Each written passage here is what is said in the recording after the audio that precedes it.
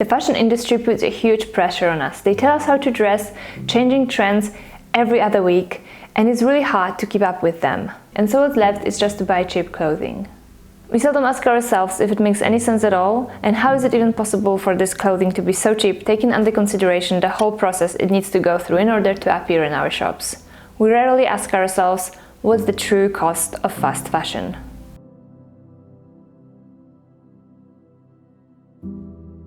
It takes 700 gallons of water to produce a single cotton shirt, which is the equivalent of one person staying hydrated for 900 days, which is about 2.5 years, and it doesn't make really sense, especially if you take under consideration that usually a lot of clothing is just discarded after a few times of wearing them.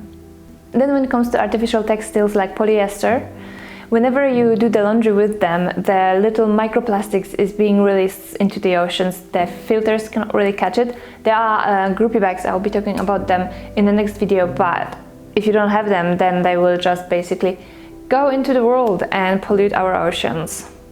A lot of factories for fast fashion are in the countries that have poor or no laws enforcing environmental practices, which means that a lot of toxic waste goes straight into our water system without any filtration.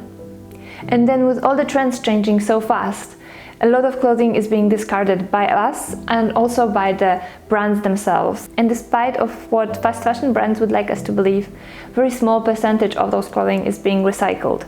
Most of it usually just ends up in the landfill and then pollutes our environment even more.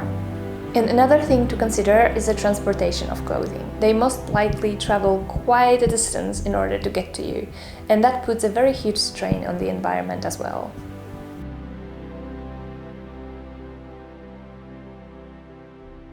Other victims of fast fashion are workers. Most of the times they are extremely underpaid and they cannot support themselves and their families. Abuse and rape is not uncommon, and if they ever do speak up, they can end up in prison or even worse. They are very often forced to work in dangerous conditions in buildings that are close to collapsing. Basically, supporting the fast fashion very often means supporting slave labor.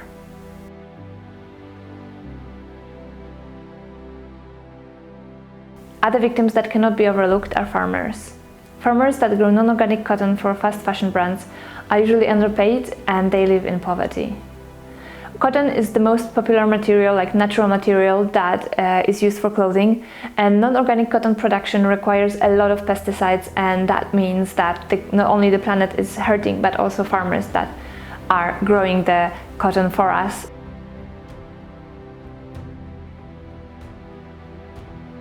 Whenever the environment is being harmed, everyone suffers, including us, but also all the other non-human animals on this planet.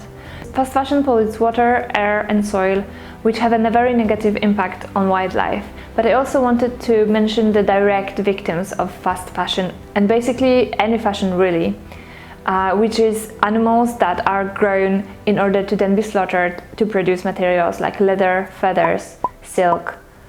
Personally, I don't think that any animal products could ever be sustainable.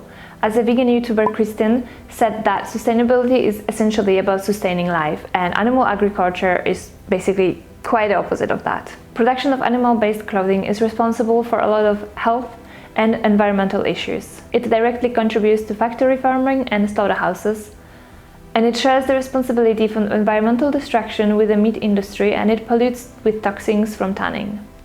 Toxins that affect very negatively every single one of us. So as customers, farmers, environment, animals, basically everyone.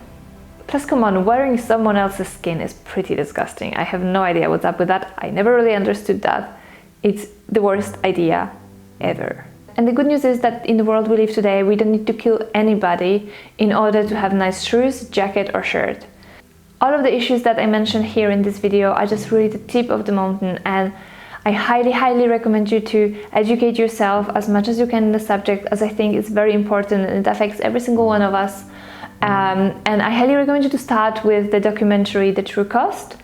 I will link it down below, but also I will be posting 2 more videos on the subject, at least in the near future. One about how you can recognize the fast fashion brand in order for you to make better decisions in the future, and then also how you can make your wardrobe more sustainable, which not necessarily needs to mean that you will spend a lot of money.